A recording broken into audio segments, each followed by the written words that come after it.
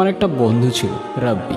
ও আমাকে প্রথমবারের মতো ফেসবুক আইডি খোলা শেখাচ্ছিল। এখন তোর নাম দে, জন্ম তারিখটা দে। আরে কি লিখতেছস? আমার নাম? তোর আসল নাম যদি ফেসবুকে দেস, তোর ফ্যামিলি মেম্বাররা দেখলে তোরে খারাপ ছেলে ভাববে না? তাহলে কি দিব? ব্যর্থ বালক দে। এটা তো তোর আইডির নাম ব্যর্থ বালক, তাহলে আমি কেমনে দিব? তাইলে তোর ইচ্ছা মতন একটা দে। পাইছি, উদ্দেশ্যহীন গন্তব্য। এটার মানে কি? মানে এটা অনেক কঠিন, তুই বুঝবি। আচ্ছা এখন চল তো একদিন স্কুল থেকে বাসায় ফিরে ছাদে বসেছিলাম, রাব্বির কথা মতো ফেসবুকে র্যান্ডমলি ফ্রেন্ড রিকোয়েস্ট দিয়ে যাচ্ছিলাম। কিছুক্ষণ পর হঠাৎ দেখলাম একটা মেয়ে ফ্রেন্ড রিকোয়েস্ট অ্যাকসেপ্ট করছে। যাই হোক, বেশি কিছু না ভেবেই আবার একটা মেসেজও করে দিলাম, হাই। ঠিক 2 মিনিট পর ও পাশ থেকে রিপ্লাই আসলো, বাই। তুমি কি আমাকে ইনসাল্ট করলা? রিপ্লাই তো করো। কি রিপ্লাই করবো? কোথায় থাকো তুমি? বাই, পরে কথা হবে। এই দাঁড়া, মুড়ি কিন্তু শেষ হয়ে গেল, পরে কিন্তু আমার কাছে টাকা দে। আরে রাখ তো তোর মুড়ি, খাতি। কাল মে কুছ তো কালা হ্যাঁ, কি হয়েছে? কালকে প্রথমবারের মতো একটা মেয়ে ফ্রেন্ড রিকোয়েস্ট অ্যাকসেপ্ট করছি। আমি শিওর ফেকাই। বেকারি কেন বে? এর আগে একটা মেয়ের সাথে 3 মাস চ্যাট করতে এমবি কিনে কিনে রিচার্জ করে দিতে বললে রিচার্জ করে দিতে, আবার পকেটের টাকা চুরি করে। তারপর? তারপর আর কি, আমাদের ক্লাসের ফাইনের ফেকাই দিছিল। আমি শিওর তোর এটাও ফেকাই। আরে ধুর, কি বলোস? নাম্বার চাই দিস, জীবনও দিব। বাড়িতে ফিরেই একটা টেক্সট করলাম, তোমার নাম্বারটা দেওয়া যাবে? আসলো 22 মিনিট পর। সরি, অচেনা কাউকে আমার নাম্বার দিন না। বুঝতে পারছি, এটা তোমার ফেক আইডি। ফেক আইডি মানে? লাই দিব না এখন। ওই হ্যালো, রিপ্লাই করো না কেন? দেখো আমার কিন্তু মেজাজ খারাপ করো না, ভালো হবে না বলে দিলাম। এই তোমার নাম্বার দাও, আমি কল দিচ্ছি। এই নাও। হ্যালো, ফেক আইডি এটা না? আমার তো তাই মনে হচ্ছিল। আর এখন কি মনে হচ্ছে? এখন তো মনে হচ্ছে হয়তো রিয়েল আইডি। এখনো হয়তো? দুইটা থাপ্পড় মারলে না একদম সব হয়তো টয়তো বের হয়ে যাবে। ওই হ্যালো, বয়স কত তোমার? কিসে পড়ো তুমি? আমি ক্লাস 8। তুমি যদি ক্লাস 8-এ পড়ো, আমি তোমার সিনিয়র। আর সিনিয়রদের সাথে রেসপেক্ট দিয়ে কথা বলতে হয়, জানো না? সরি, আমি আসলে তো সিনিয়র টিনিয়র মানি না। যে আমাকে রেসপেক্ট করে আমি তাকে রেসপেক্ট। আচ্ছা, তোমার নামটা এত কঠিন কেন? মৃত্তিকা, তোমার নামটা অনেক কঠিন। আচ্ছা, কোচিন হলে তুমি একটা নাম দিয়ে দাও। তোমাকে আজকে থেকে আমি মিতু বলে ডাকবো। কিন্তু নামটা কিন্তু অনেক কিউট আছে। এরপর থেকে অলমোস্ট প্রতিদিন ওর সাথে কথা হতো, কিন্তু একদিন বিকালে হঠাৎ করেই মিতু কল ধরছিল না। ওই দিন যে কি টেনশন হচ্ছিল ভাই, সেদিন রাতে বাড়ির ছাদেই ঘুমিয়ে পড়ি। আর পরদিন বিকালে মিতুরই কল আসলো। হ্যালো মিতু, তুমি ঠিক আছো? তোমার কিছু হয় নাই তো? না, কি হবে আমার? কালকে সারাদিন তোমার ফোন বন্ধ ছিল। কেন প্রত্যেকদিন যে কল দিতেই হবে এমন কোনো মানে আছে নাকি? এভাবে কথা বলতেছো যে? আচ্ছা বাদ দাও, কালকে কল দিতে পারি নাই এর জন্য চাও সরি। It's okay. আমার সাথে দেখা করবা? করবো। কোথায় আসবো বলো? আরে মজা করছি। আচ্ছা রাখলাম রাখলাম, মা আসতেছে। আমি সত্যি আসবো কিন্তু কালকে। কি রে ভাই, থামলি কে? আমি আজকে স্কুল যাব না ভাই। কই যাবি? রসুলপুর, মিতুর সাথে দেখা করতে। তুই শুধু আমার একটা কাজ করে দিতে পারবি? কি কাজ? প্রেজেন্টটা দিয়ে দিস, নাইলে জালাল স্যার আবার বাসায় কল দিয়ে নালিশ করবো। ওকে দিমুনে, যা সিঙ্গারা খাওয়াবি। আচ্ছা খাও মনে, যা।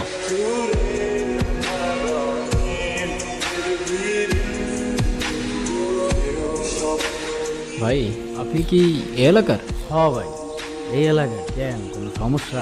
আরে না ভাই, কোনো সমস্যা না। ওই রসুলপুরের সবুজ রাস্তাটা কোন দিয়ে বলতে পারেন? ওই দিকেই সবুজ রাস্তা। আচ্ছা ভাই, শুক্রিয়া। মিতুকে আমি প্রথমবার দেখলাম, ওকে এতটা সুন্দর লাগছিল যতটা হয়তো আমি ইমেজিনও করিনি। মিতু? সানি, হ্যাঁ। কেমন আছো? এই তো আলহামদুলিল্লাহ। তুমি? ভালো। কিছু বলো। তুমি জানলা কিভাবে আমি এখানে থাকবো? মেয়েরা সব কিছু জানতে পারে। আচ্ছা, তুমি না বলছিলা আমাদের যেদিন প্রথম দেখা হবে তোমার ফেভারিট জায়গাগুলো তুমি ঘুরে দেখাবো আমাকে? চলো তাহলে এখান থেকেই শুরু করি, কারণ এটাও আমার সবগুলো ফেভারিট জায়গার মধ্যে একটা জায়গা। ছোটবেলা যখন মন খারাপ হতো তখন আমি এখানে এসে বসে একা একা কান্না করতাম। চলো ওদিকটাই যাই।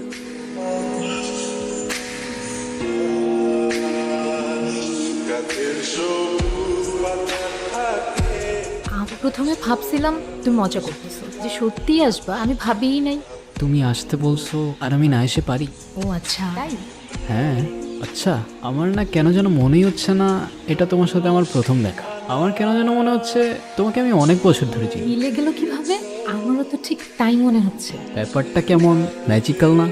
না তুমি আমায় চিন্তা, না আমি তোমায়। কোথায় তুমি থাকতা আর কোথায় আমি, তাও আমাদের কিভাবে দেখা হয়ে গেল, ফ্রেন্ডশিপও হয়ে গেল।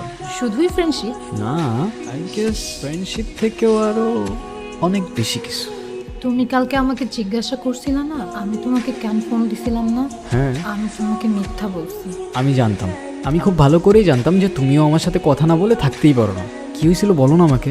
ভাইয়া সেদিন মারছে আমাকে। মারছে কেন? সেদিন সকালে তোমার সাথে মেসেজ করতেছিলাম, ভাইয়া দেখে ফেলছে। ভাইয়া আমাকে জিজ্ঞাসা করছে ছেলেটা কে, আমি বলছি আমার ফ্রেন্ড। তারপর আমার আর কোনো কথা না শুনে আমাকে অনেক মারছে, আমার ফোনটাও নিয়ে গেছে। আচ্ছা তুমি কান্না করো না, দেখো সব ঠিক হয়ে যাবে। আমার না আর এখানে একটুও থাকতে ইচ্ছে করে না। কান্না করে কি হবে বলো, সব ঠিক হয়ে যাবে। কে রে তুই? নাম কি তোর? সানি। এখানে কি তোর? এখানে কি করতে আসছস? ভাই ওরা সকালে দেখে আমার সন্দেহ মনে হয়েছে। কি রে বল, এখানে কি করতে আসছস? ওর সাথে দেখা করতে। কার সাথে? আমার বোনের সাথে? ভাই আমার কথাটা শোনেন, আমি বুঝাই বলতেছি। তোর কথা শুনবো মনে? তোদের মতো শহরের পোলোক আমার খুব ভালো করে চেনা। ভাই আপনি কিন্তু না বুঝেই ভুলভাল বলতো। তোর সাহস তো কম না, তুই আবার আমার মুখে মুখে কথা বলস। আমার বোন তোর সাথে দেখা করতে আসবো কেন? আমার বোনকে আমি চিনি না? বিশ্বাস না হলে আপনার পন্ডিত জিজ্ঞাসা করেন। এই মৃত্তিকা, তুই ওরে চিনোস? এদিকে তাক আমার দিকে। তুই ওরে চিনোস? না ভাইয়া, আমি ওকে চিনি না।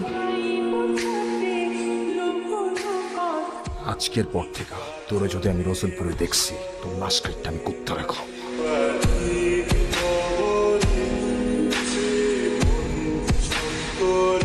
সেদিন খুব কষ্ট পেয়েছিলাম। এক মুহূর্তেই ও আমায় চিনতে অস্বীকার করে ফেললো। সেই মুহূর্তে মনে হচ্ছিল দুনিয়াতে আসলে ভালোবাসা বলে কিচ্ছু নেই। পরের দিন থেকে আবার মিতুকে কল দিতে লাগলাম। 1 দিন 2 দিন 5 দিন 10 দিন, মিতুর ফোন অফ। রাব্বিকে নিয়ে আবার রসুলপুরেও গেলাম, গিয়ে শুনলাম ওখান থেকে ওরা চলে গেছে। কোথায় গেছে কেউ জানে না, কিন্তু ওই মুহূর্তে আমার মধ্যে কষ্ট ছাড়া অন্য কোনো ফিলিং কাজ করছিল না। মিতুকে অনেক খুঁজেছি, কোথাও পাইনি। ওর সাথে সাথে ওকে না বলা অনেকগুলো কথা মনের একটা কোণে কোথায় যেন হারিয়ে গেল। আর এভাবেই দেখতে দেখতে 4টা বছর কেটে গেল।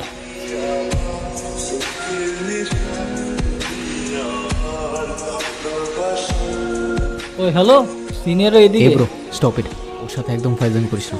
কেন, তুই চিনিস নাকি ওরে? ছোটবেলা থেকে। আরে যা, কথা বল। Okay bye. মিতু, আমার নাম মৃত্তিকা। কিন্তু আমি তো মিতু বলেই ডাকতাম। কিছু বলবা? কিছু বলবো না মানে? তোমাকে আমি কত খুঁজছি তোমার আইডিয়াও নেই। 1000টা ফোন দিছি, তোমার ফোন বন্ধ। রসুলপুরে আবার গেছি, আশেপাশে সব গ্রাম খুঁজছি, কোথাও তুমি নাই। কোথায় গেছো, কেন গেছো, কিছু জানি না। আর তুমি আমাকে জিজ্ঞেস করতেছো আমি কিছু বলবো কি না? দেখো ওইসব অনেক আগের কথা, আমি ওইসব থেকে অনেক আগেই মুভ অন করে ফেলেছি সানি। আসি। তোমার পথে দিশা থাকে সে দিশা